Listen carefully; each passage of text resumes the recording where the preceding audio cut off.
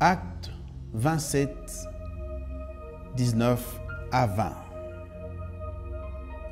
Et le troisième jour, nous y lançâmes de nos propres mains les agres du navire.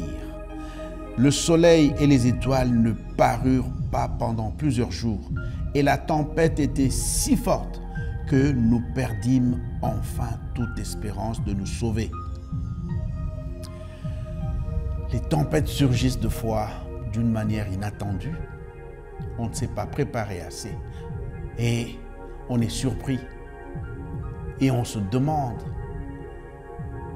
si quelque part on n'est pas responsable de la direction prise, de la décision prise. On se dit qu'il ne fallait pas, puisque Paul dit aux autres, il aurait fallu m'écouter. Oui, c'est vrai, mais la situation est telle que maintenant, il n'y a plus rien à faire. Et oui, dans les tempêtes, on risque d'y laisser beaucoup de choses. On peut y laisser sa dignité, on peut y laisser son honneur, on peut y laisser ses biens. Et tout cela, on a beaucoup à perdre dans les tempêtes. Mais il ne faut pas perdre l'espérance et la foi. Paul est désespéré. Mais il se relève et il dit aux gens, vous auriez dû m'écouter, c'est vrai.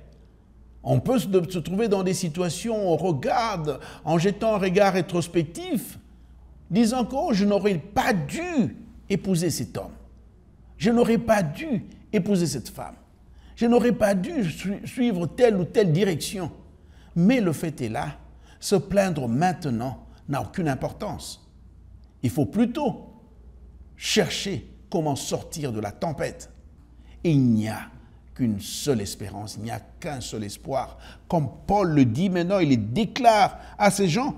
Il leur dit, au verset 25, « C'est pourquoi, ô hommes, rassurez-vous, car j'ai cette confiance en Dieu qu'il en sera comme il me l'a été dit. » As-tu cette confiance inébranlable en Dieu, quelles que soient les situations, quel que soit le désastre ou bien le chaos, quelles que soient les choses, que les choses paraissent incontrôlables.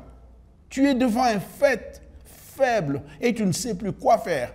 Mais la confiance en Dieu t'aidera à garder espoir, à tenir debout et à continuer la marche, quelles que soient les circonstances, quelle que soit la situation, quelle que soit la réalité.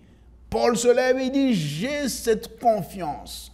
Ce Dieu-là, il ne décevra jamais personne et il a promis de ne jamais t'abandonner. C'était là le pasteur Martin dans le pain du jour.